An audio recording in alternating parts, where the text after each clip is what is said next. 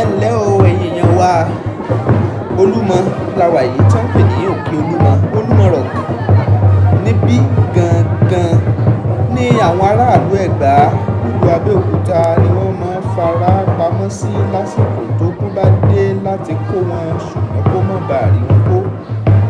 Ní báyìí bó ṣe wáyé gan lópin ọ̀sẹ̀ tó kọjá live and direct tá a ṣe àkásílẹ̀ rẹ̀ láǹfààní àti máa wò ń ṣe lè rò ń rọ́ wọlé rọ́ jáde nítorí pé kíni wọ́n fẹ́ fojú ló jẹ ẹ̀yin èèyàn wa tẹ̀sí nítòsí a ní ká fi hàn yín ní o bó tiẹ̀ jẹ́ pé ìgbà tí àtúnṣe bá bá Olúmọ nígbà tí àtúnṣe tí gómìnà ìpínlẹ̀ Ògùn ọmọọba Dàpọ̀ Abíọ́dún ń ṣe lọ́wọ́ bó bá parí a ó tún tẹ̀síwájú láti orí òkè yìí a sì fi gbogbo ẹ̀ hàn yín bó bá dìgbà náà.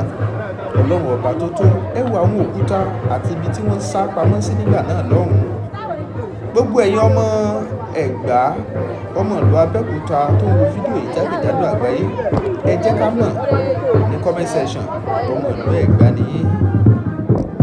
Bembeyeke Junior orí mi sàn síre òǹgán gbá wájú pèsè òní lòní jẹ́ lọ́jọ́ náà. Bembeyeke Junior ó ní màá ṣe àfihàn kíní yìí fẹ́yìn èèyàn kẹ́ ẹ lè mọ bínú òǹgán ṣe dùn tó nígbà tó dé orí òkè Olúmọ. Ẹ máa bá wa kálọ lórí ètò yìí o.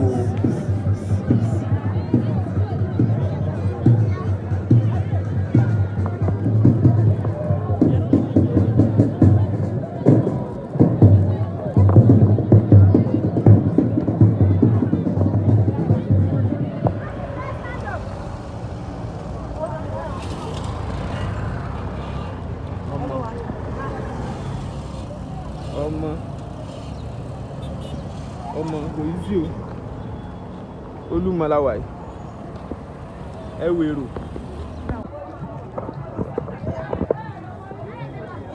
This is Olumo Rock. Ẹ káàbọ̀ sí Olúmọ. Ẹ̀gbá Aláké la wà yìí. Ẹ̀gbá Aláké la wà yìí.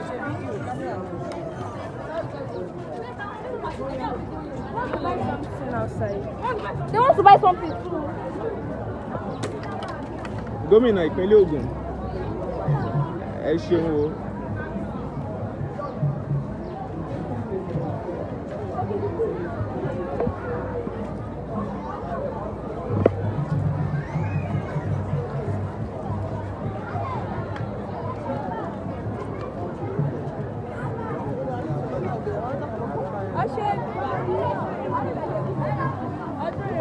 Okay.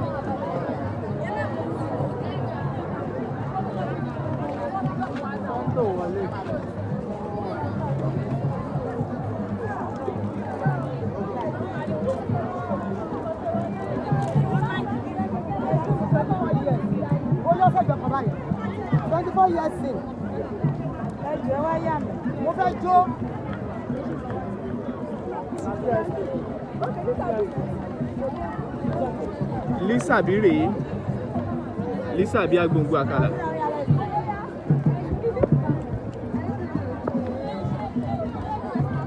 Gómìnà ìpínlẹ̀ Ògùn ọmọọba Dàpọ̀ Abíọ́dún ló sọ pé káwọn èèyàn máa wọlé lọ́fẹ̀ẹ́ fún àsìkò péréte kan náà. Òní tí ń ṣe ọjọ́ 23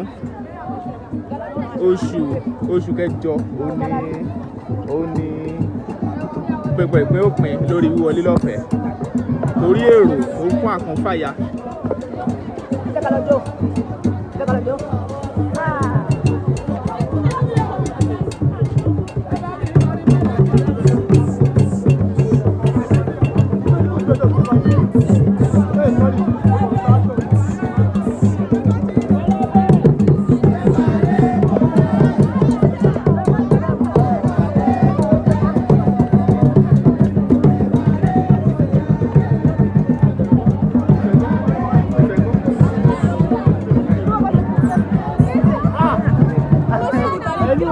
Oye já lọ. Ó kì í apá bí làwọn èèyàn tó sí wọlé.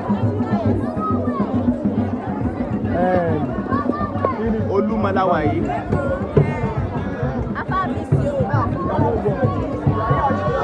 Ibi tó pè ń gálẹ́rì rẹ̀.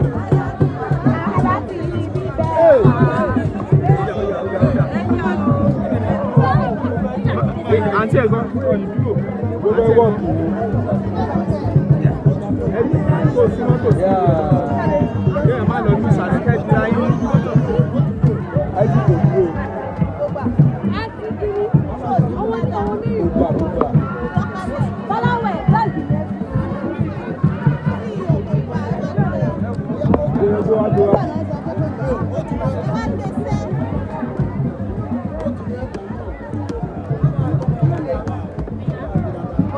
Life and direct ní Olúmọ.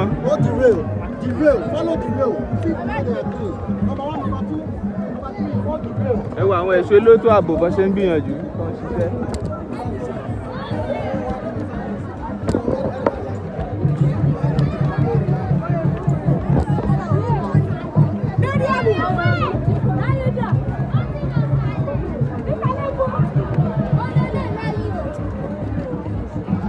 Ibi téèyàn ti ń gun lífìtì ní ká ní lífìtì ní afẹ́ gùn lọ sókè báyìí wọ́n á tún gun lífìtì.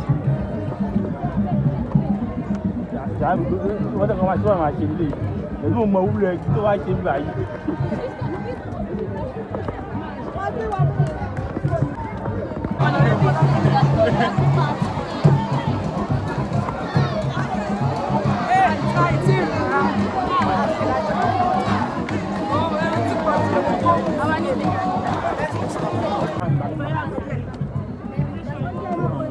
Abẹ́ máa gbé kọ́kọ́ lọ́rùn.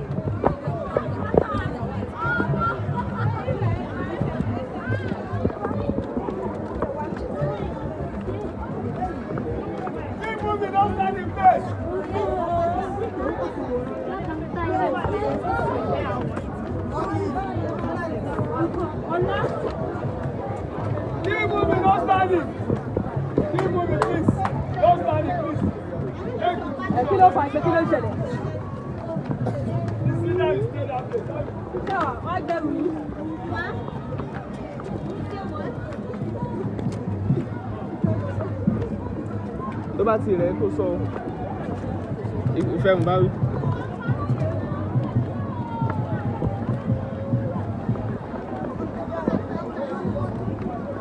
Olúmọ rèé.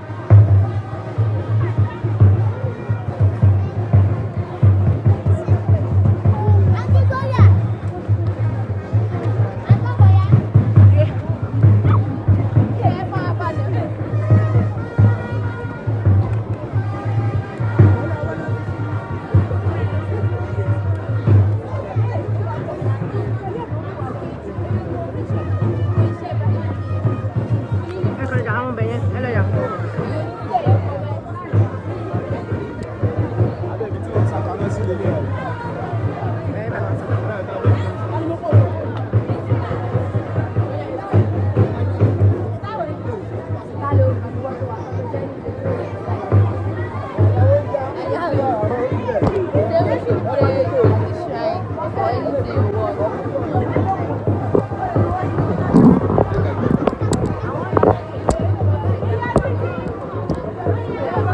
Oh yeah.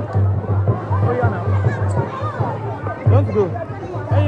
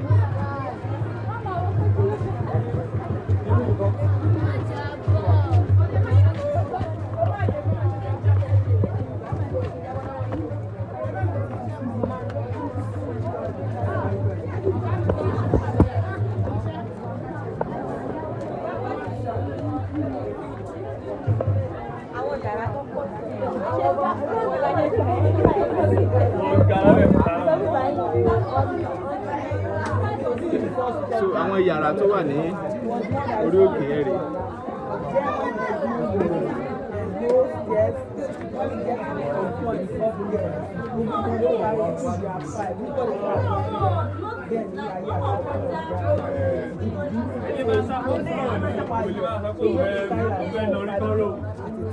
So this man died 1956 at the age of 120 years. So he was very young because you know when people die back in the days, they buried him at the back of their house. And this is his house. So that's why we see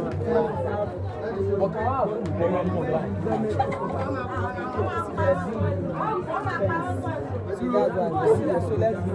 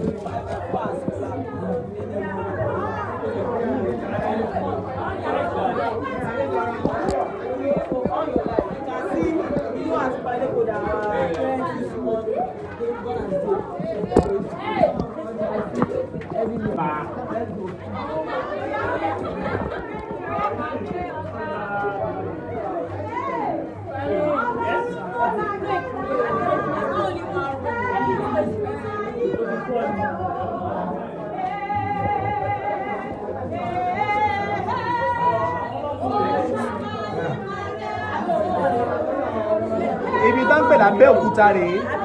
Abeokuta la wà yìí. Ibo la wà yìí? Abeokuta.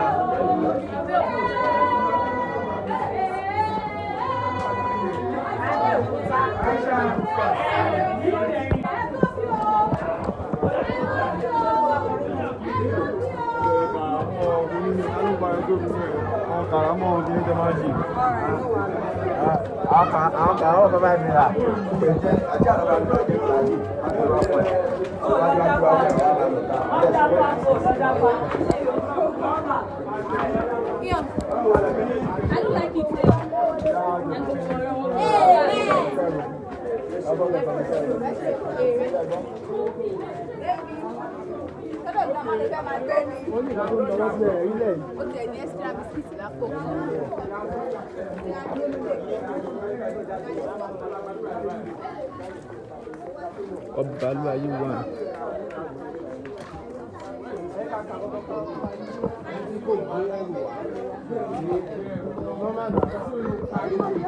Ẹni tí ó bá yà wá. If no be still something for here. Ìwé ìfẹ́ ìmúyà wá sí ọ̀pá ẹ̀rẹ́ múyà. Dádì bá sọ. Ẹni tó bá yàwó bíbá yóò fi yàwó. Ẹ gbọ́ kọ́ tí dádì sọ. Lọ òkè bẹ́ẹ̀ la gbàdúrà yìí. So that means say the adura no be free of charge for that kind. You guys end the adura for here.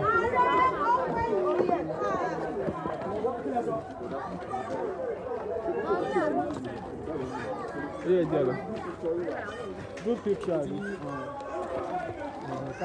Let's go, guys. Group picture. Where be this place? Muso Ero Abigile by. Huh? No, me let's see Kaya photo about this. You don't master them.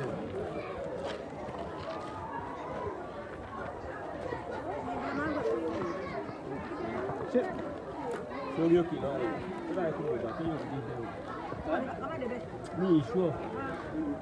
But tell you about my loss here, lift one B and shortcut to you one side the that what is it do then shortcut. If you go die pay apata yen lanu.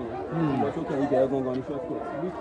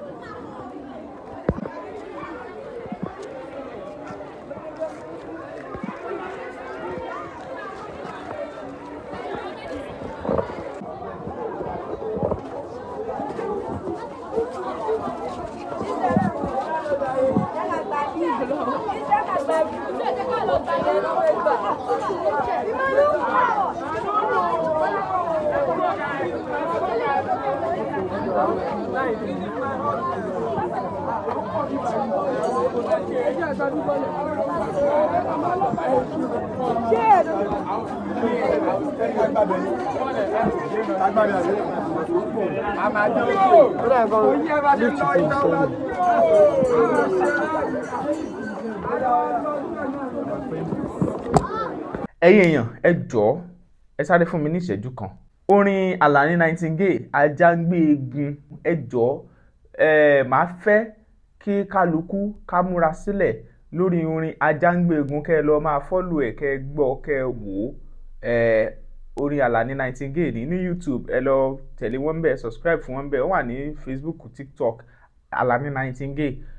Orin wọn yẹn Ajáǹgbé Egun, giveaway ń bọ̀ lórí ẹ̀, Ajáǹgbé Egun tẹ́ bá mọ orin yẹn tó bá tásìkò, torí ẹ ní láti máa wo ìkànnì wa náà ní gbogbo ìgbà àtìgbà gbogbo. Láìpẹ́ á kéde àsìkò tí giveaway tí ó bẹ̀rẹ̀. Orin Ajáǹgbé Egun ẹ lọ gbọ́, kẹ́ follow ẹ̀, kẹ́ subscribe fún wọn. Alani Nightingale Ajáǹgbé Egun, ẹ ṣé. How y'all doing, beautiful people? I am glad to bring it to you that the song that we have all been waiting for, that is Ajáǹgbé Egun, is now available on all streaming platforms. That is Ajáǹgbé Egun by Alani Nightingale. Just go right there, search Ajáǹgbé Egun by Alani Nightingale. It's available for streaming, and you can share with your folks. However, for those of you who are unable to win some things in the last challenges that we threw, in the last giveaways that we did, don't worry about it. I mean, we got more giveaways to do. I mean, there are a lot of goodies. I mean, smartwatches, phones, these are apples, and they are pretty much on open. A lot of things, apples, iPads, and all whatnot. So, what do you got to do to participate? Just go and listen to the new song, Ajáǹgbé Egun by Alani Nightingale. Like I said, it's available on all streaming platforms, because we are going to be throwing some challenges. We are going to be throwing some questions about this song very soon. So just be ready, keep in touch. Very soon we are going to be doing some more challenges, and we will be doing a lot of giveaways. Bye for now, and thank you.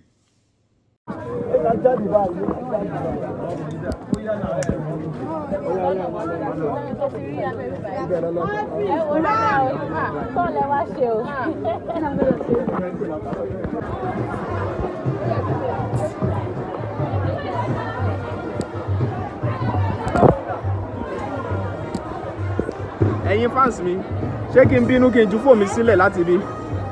Ṣé ká ju kámẹ́rà sílẹ̀ látòkè yìí?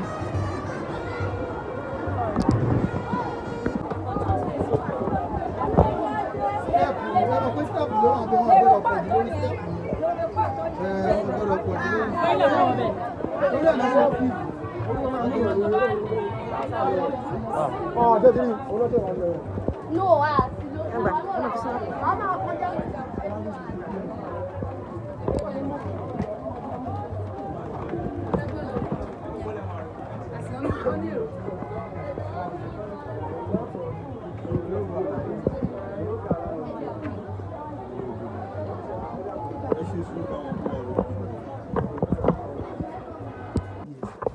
Okay, iye Olúmọ lílé 130 kílẹ̀ pé. Yes. Àwọn 137 years ni àwọn ti ní éjì tí wọ́n lè láyé kó tó di mọ́kú. Àwọn ti kó lọ́wọ́ ọdún méjì. Àwọn ọmọ ọlọ́dẹ wà ní ìlànà understand. Àwọn ọmọ ni ẹ kí wọn. Ẹ kú jókòó máa o. Yes ma. Yes ma. Yes ma. Àmín.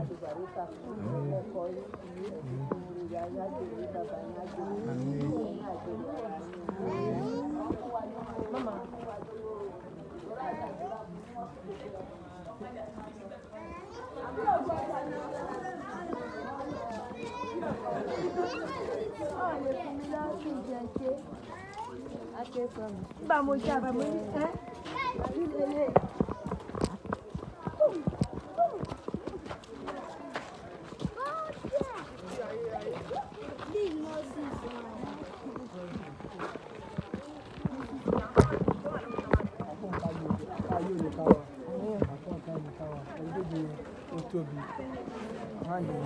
Okay, kí lẹ gbórúkọ gí yẹn? Igi òṣè ni. Igi òṣè, okay. Ọ̀dún ìjà máa kọrin ògbó ẹgbà lórí òkè òun pẹ̀tẹ́lẹ̀.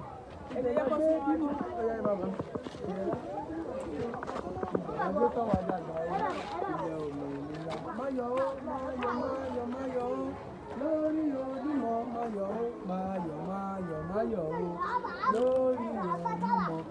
Ayọ̀ àwúrọ̀ ìjàbọ̀. Kẹrí ìlànà máa jàbọ̀ tẹ̀lé yẹn sì pọ̀ lọ sókè. Àwọn ìbádẹ́ ni ọba lè kàn sí láti lọ. Ẹ lọ kí ìkàlẹ̀ lọ. Ṣé ó dé bẹ̀rẹ̀ ló pọ̀ jù?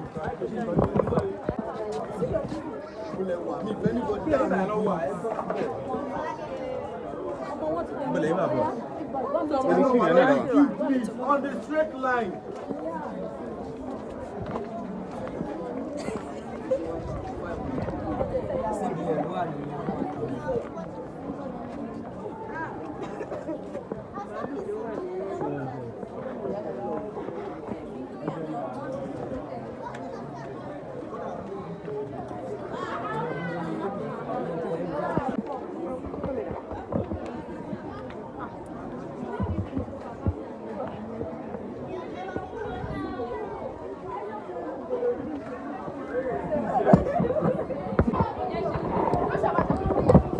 Olúmọ la wà yìí.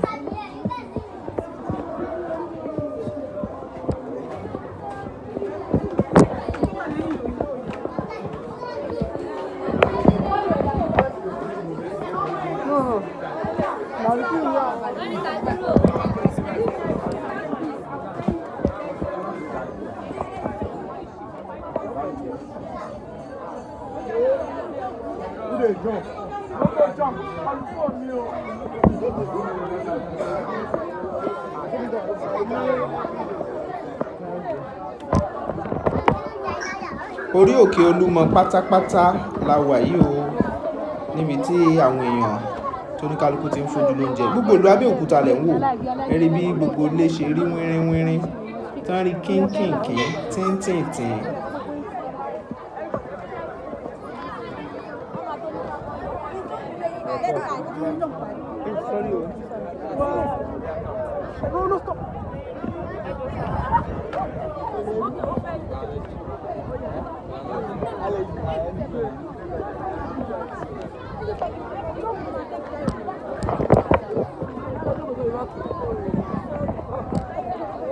Òkè téńté Olúmọ yẹn gangan la wà yìí.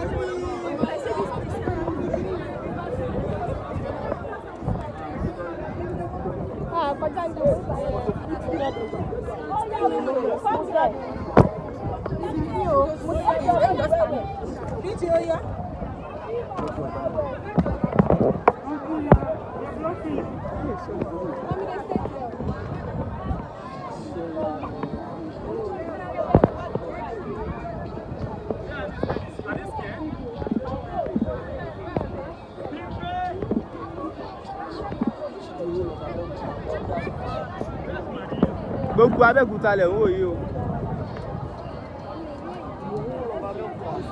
Èwo lọ ka Abeokuta.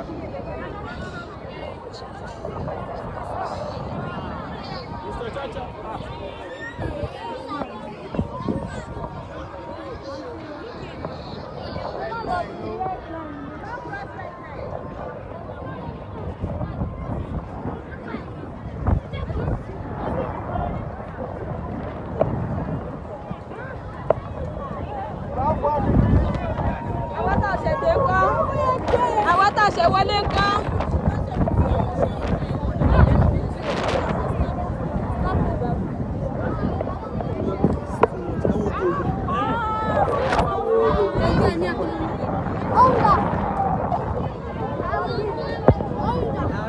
Odò Ògùn leléyìí. Odò Ògùn lẹ̀ ń wò lọ́ọ̀kan yìí. Odò tí wọ́n pè ní odò Ògùn nìyẹn lọ́nà Láfẹnwá. Look at this. Oh, we should not see that. At least if you are rolling, to stop.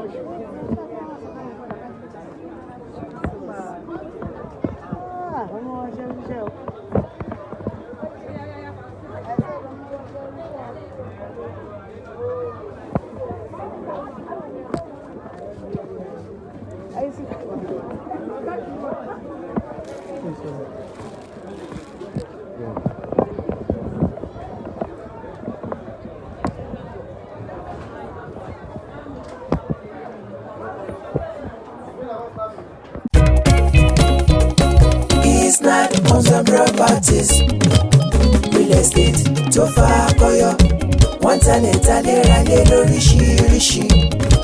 It's not limited, you are too much o. Ẹni bá mọ̀nà ló yẹ ká tẹ̀lé, kó lè fi wá mọ̀nà. It's not lónìí industrial land ó ń bẹ níbí.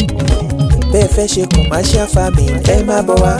Àní bẹ́ẹ̀ fẹ́ ralẹ̀ láti ṣe real estate. Àbò fẹ́ ní mọ̀ nípa bọ́ tí í ṣe. Ìrọ̀rùn ló bá dé nílé iṣẹ́ tiwa. It's not homes and properties ó táwọn yọ ẹjọ́. Ilẹ̀ fún ilé gbígbé ń bẹ lọ́pọ̀ yanturu. Bẹ́ẹ̀ bá wà dòwò pọ̀ pẹ̀lú ìfọkànbalẹ̀ ni. Torí agbóúnjẹ ìjọba tójó lóòótọ́. Torí náà let's build future through real estate. Jẹ́ngbọ́ It's not homes and properties. Yeah. Real estate tó fa akọyọ, wọ́n talẹ̀ ralẹ̀ lóríṣiríṣi. Tó jójúlówó. It's not limited, you are too much o.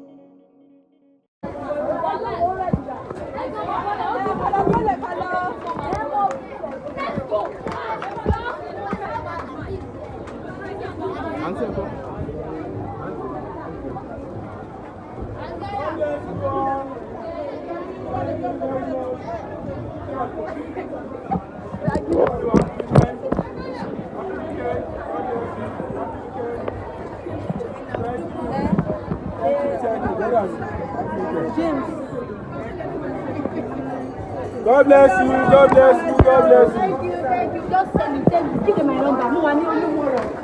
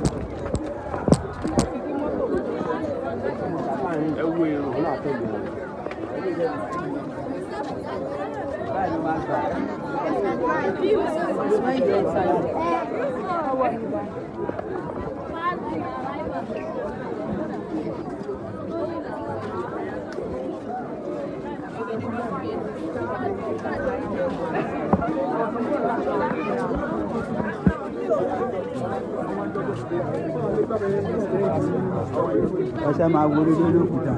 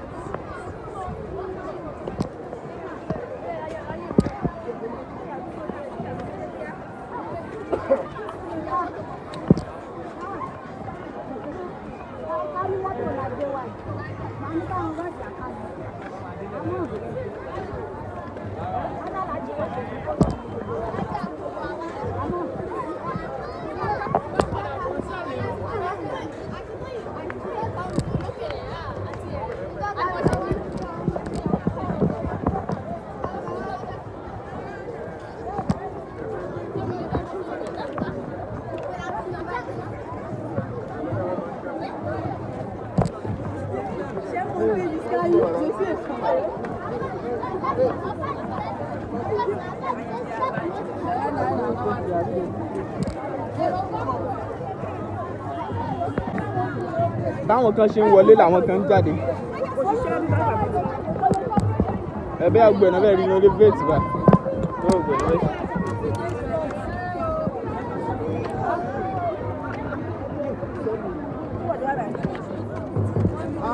Kí ló máa ń lọ wá gbàdé yẹn? Ó yá, ẹ bọ́ sí step, orí step.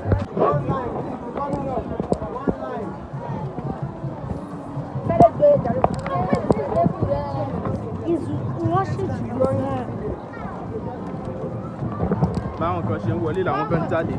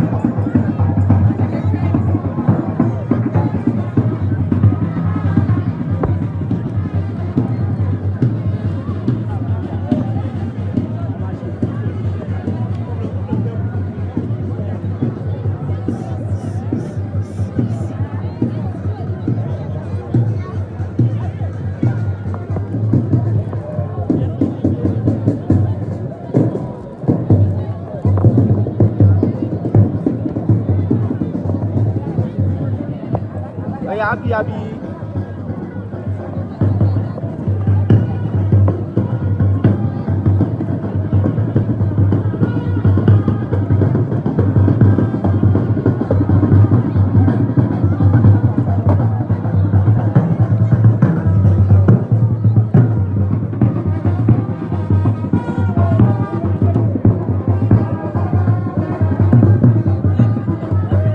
Thank you, Olumo.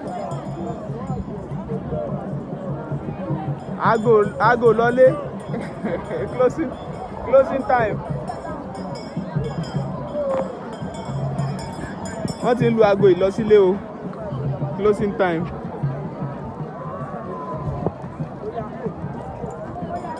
ẹlòmíì òun kàn wálé ayé wá jìyà ṣáá ni olówó tó fi lè ra oúnjẹ o kò ní jẹ oúnjẹ rí kò ní jẹ oúnjẹ gidi sínú ayé ẹ ìwọ náà wọ ẹja kíká ẹja dúdú ẹja borí edé pọ̀nmọ́ ayé mi o tí gbogbo ẹja kíká tó dá ipa ńlá Fortimaj African Foods náà ní nọ́mbà wọn ló wà nísàlẹ̀ tó ń rí yẹn ẹja ẹran ewúrẹ́ wà ń bẹ̀ ìgbín gbogbo ẹ̀ ó ṣara lóore dákunjọ jẹun sáyé ẹ̀ kì í wá ṣe kó o jẹun lásán jẹ oúnjẹ gidi Fortimaj ni o pè nọ́mbà wọn wà ń bẹ̀ Fortimaj ni o pè wọn ò bọ̀ kó ránṣẹ́ UK wọ́n wà ń bẹ̀ wọ́n wà ní Nàìjíríà ń bí náà ìwọ ṣáà ti pe nọ́mbà yẹn jẹ́ kó wọ́n á kó bọ́ nílé gan